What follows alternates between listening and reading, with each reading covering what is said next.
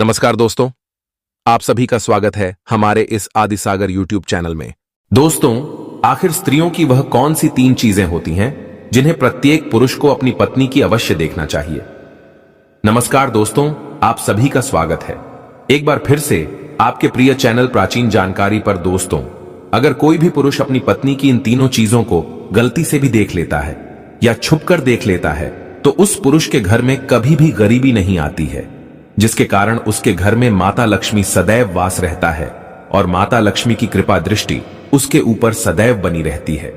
उसका घर सदैव खुशियों से भरा रहता है। दोस्तों, आज की इस वीडियो में हम आपको बताएंगे कि वे कौन सी 3 चीजें हैं जिन्हें प्रत्येक पुरुषों को अपनी पत्नी को अवश्य देखना चाहिए। दोस्तों, कहानी को शुरू करते हैं। दोस्तों, एक बार भगवान भोलेनाथ जी लंका गए हुए थे। तब भगवान भोलेनाथ स्वर्ण से सुसज्जित सिंहासन पर विराजमान थे। तभी अचानक से उनके पास रावण की पत्नी देवी मंदोदरी आती है। तब भगवान भोलेनाथ जी उन्हें देखते हैं। तब देवी मंदोदरी अपने मन में कुछ सोच रही थी और बहुत परेशान भी लग रही है। उनको यूं चिंतित देखकर भगवान भोलेनाथ जी देवी मंदोदरी से कहते हैं, हे देवी मंदोदरी, आप चिंतित लग रही हैं। आप किस बात को लेकर इतना चिंतित है? आप निश्चिंत होकर मुझसे कहिए, हम आपको आपके सभी प्रश्नों के उत्तर अवश्य दे देंगे। भगवान भोलेनाथ जी की बात सुनकर देवी मंदोदरी उनसे कहती हैं, हे भोलेनाथ, आज मेरे मन में एक विचित्र टाइप का प्रश्न उठ रहा है और मेरा वह प्रश्न यह है कि स्त्री की वह 3 कौन सी चीजें होती हैं जिन्हें प्रत्येक पुरुषों को अपनी पत्नी की अवश्य देखना चाहिए और जिसे देखने वाला व्यक्ति कभी भी गरीब नहीं रहता है। तब भगवान भोलेनाथ जी देवी मंदोदरी से कहते हैं, हे देवी मंदोदरी, आपका यह प्रश्न सच में अत्यंत विचित्र है, किंतु समस्त मनुष्यों के लिए उपयोगी भी है और आज आपने अपने इस प्रश्न को पूछकर पूरी मानव जाति का उद्धार कर दिया है। लेकिन मैं आपको आपके इस प्रश्न का उत्तर देने से पहले आपको मैं एक अत्यंत महत्वपूर्ण कथा सुनाना चाहता हूं, जिसको आपको एकदम शुरू से लेकर अंत तक पूरा सुनना होगा, क्योंकि आधा अधूरा ज्ञान हानिकारक होता है।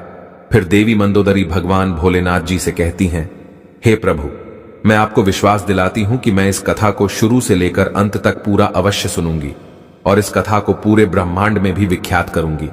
दोस्तों, आपने अभी तक हमारे चैनल को सब्सक्राइब नहीं किया है तो चैनल प्राचीन जानकारी को सब्सक्राइब करके कमेंट बॉक्स में हर हर महादेव लिख दें। हे भगवान भोलेनाथ के जो भी भक्त इस कथा को पूरा सुनेंगे और कमेंट बॉक्स में हर हर महादेव लिखेंगे, उनके परिवारों पर हमेशा कृपा बनाए रखना। दोस्तों, अब भगवान भोलेनाथ जी देवी मंदोदरी से कहते हैं, हे देवी मंदोदरी, किसी समय की बात है, किसी नगर में एक किसान रहता था।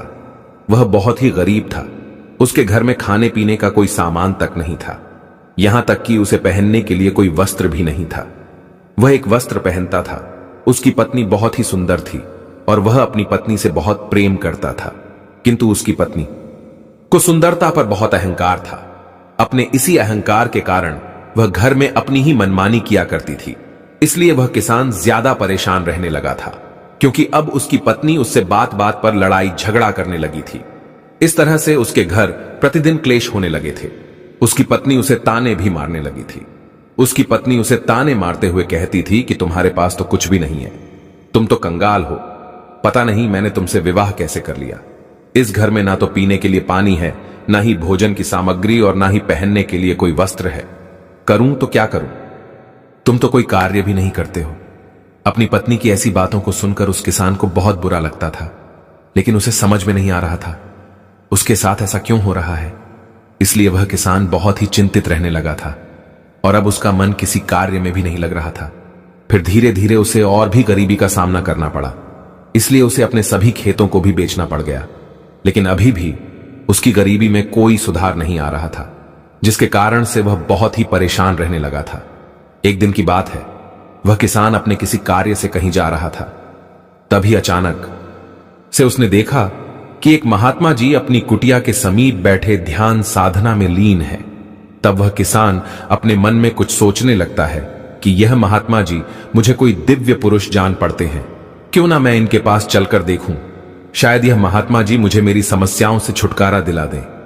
इतना सोचकर वह किसान उस महात्मा जी के पास पहुंच जाता है और अपने दोनों हाथों को जोड़कर बहुत जोर जोर से विलाप करने लगता है।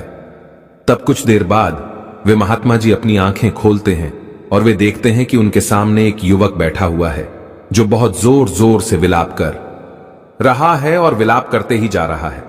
फिर वे महात्मा जी उस किसान से कहते हैं कि हे पुत्र, तुम कौन हो और विलाप क्यों कर रहे हो? उन महात्मा जी की बात को सुनकर वह किसान उनसे कहता है कि हे मुनिवर, मैं इस नगर का एक गरीब किसान हूं और मैं इस वजह से विलाप कर रहा हूं क्योंकि मेरी पत्नी मुझसे लड़ाई झगड़ा करती है और मुझे ताने मारती रहती है कि तुम्हारे पास क्या है, तुम तो कंगाल हो, इस घर में खाने पीने पहनने के लिए कुछ भी नहीं है, पता नहीं मैंने किसके साथ विवाह कर लिया है। इसी तरह के ताने मेरी पत्नी प्रतिदिन मारती रहती है, लेकिन मैं बहुत मेहनत करता हूं, फिर भी थोड़ा सा ही धन कमा पाता हूं जिससे मैं अपने परिवार का पालन पोषण करता हूं। वह किसान आगे कहता है, हे मुनिवर, आप मुझे वह उपाय बताएं जिसको करने के बाद मेरी पत्नी मुझसे झगड़ा ना करे और मैं बहुत जल्द धनवान बन जाऊं। उस किसान की बातों को सुनकर वे महात्मा जी उससे कहते हैं, हे पुत्र, तुम पहले विलाप करना बंद करो। मैं तुमको 3 चीजें बताने वाला हूं जिसे प्रत्येक पुरुष को अपनी पत्नी की अवश्य देखना चाहिए, और अगर कोई भी पुरुष अपनी पत्नी की इन तीनों चीजों को देख लेता है तो उस व्यक्ति को धनवान बनने से विधाता भी नहीं रोक सकता है। उन महात्मा जी की बात सुनकर वह किसान उनसे कहता है कि हे मुनिवर, आप देर ना करते हुए उन तीनों चीजों को बता दीजिए जिन्हें प्रत्येक पुरुषों को अपनी पत्नी की देखनी चाहिए। मैं उन तीनों चीज के बारे में जानने के लिए बहुत उत्सुक हो रहा हूं। तब वे महात्मा जी उस किसान से कहते हैं, हे पुत्र, इतनी उत्सुकता ठीक नहीं है, मनुष्य को हमेशा धैर्यवान होना चाहिए। तो चलो, मैं अब तुमको वे तीनों चीजें बता देता हूं जिन्हें प्रत्येक पुरुषों को अपनी पत्नी की उन तीनों चीजों को अवश्य देखना चाहिए। लेकिन मैं तुमको उन तीनों चीजों के बारे में एक अत्यंत महत्वपूर्ण कथा के द्वारा बताने वाला हूं, इसलिए तुमको मुझसे एक वादा करना होगा कि जब मैं इस कथा को सुनाऊंगा तब तक तुम्हें इस कथा को सुनना होगा। उन महात्मा जी की बात सुनकर वह किसान उनसे कहता है, हे मुनिवर, मैं आपको विश्वास दिलाता हूं, मैं इस कथा को शुरू से लेकर अंत तक पूरा अवश्य सुनूंगा। दोस्तों, भगवान भोलेनाथ जी देवी मंदोदरी से कहते हैं, हे देवी मंदोदरी। वे महात्मा जी उस किसान से कहते हैं, हे पुत्र, किसी नगर में एक व्यापारी रहता था। वह उस नगर का सबसे बड़ा व्यापारी था। उस व्यापारी और उसकी पत्नी में आपस में बहुत प्रेम था। वे दोनों एक दूसरे से बहुत प्रेम करते थे और उनके घर में कभी भी लड़ाई झगड़ा नहीं होता था। कभी भी किसी को लेकर भी व्यापारी और उसकी पत्नी के बीच में किसी भी प्रकार का कोई कलेश नहीं होता था। इसलिए उसके घर में सदैव माता लक्ष्मी जी का वास बना रहता था। उसे अपने व्यापार में कई गुना सफलता प्राप्त होती थी। व्यापारी और उसकी पत्नी के बीच में इतना प्रेम था कि उसके आस पड़ोस के लोग उनके इस प्रेम को देखकर ईर्ष्या करने लगे थे, जिसकी वजह से कुछ स्त्रियां तो व्यापारी की पत्नी से बात तक भी नहीं करती थी। उसकी पत्नी प्रतिदिन संध्या काल के समय एक दीपक अपने घर अवश्य प्रज्वलित करती थी, लेकिन कुछ स्त्रियां उसे ऐसा भी करने से रोकती थीं और कहती थीं कि तुम प्रतिदिन संध्या काल के समय अपने घर में दीपक क्यों प्रज्वलित करते हो? ऐसा करने से तुम्हें क्या लाभ होगा? तुम ऐसा मत किया करो। किंतु वह हर किसी की बात सुनकर भी अनसुना कर देती थी और अपनी मनमर्जी किया करती थी। यहां तक वह अपने पति यानी कि उस व्यापारी की भी कोई भी बात नहीं मानती थी।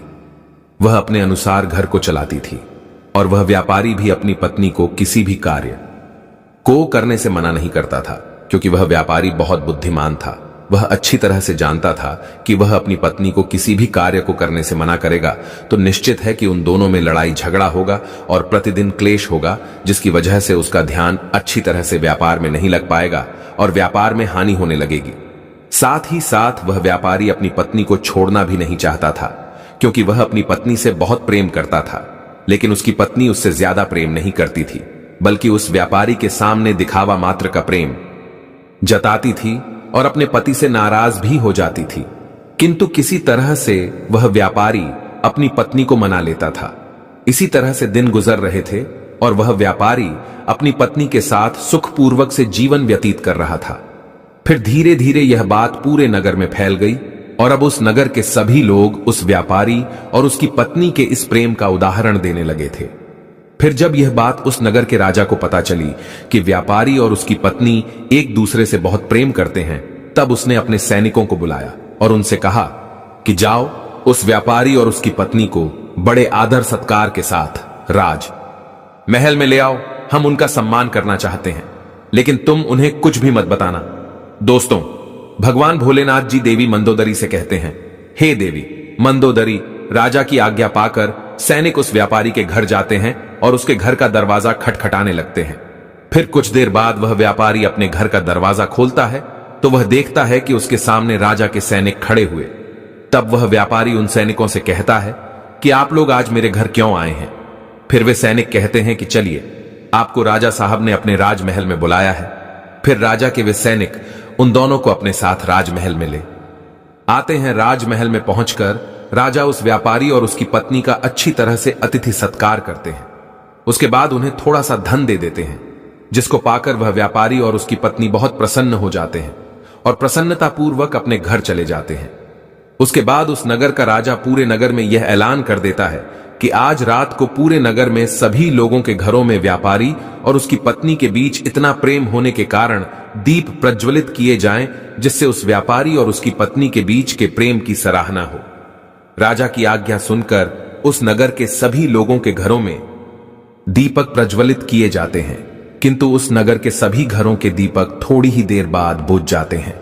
लेकिन उस व्यापारी के घर का दीपक अभी भी जल रहा था और उसका प्रकाश बहुत दूर दूर फैल रहा था।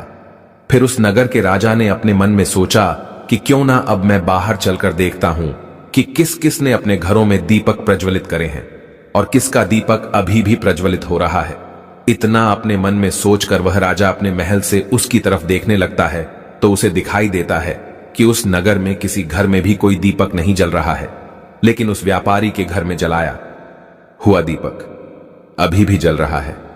राजा अभी उस नगर की तरफ देख ही रहा था कि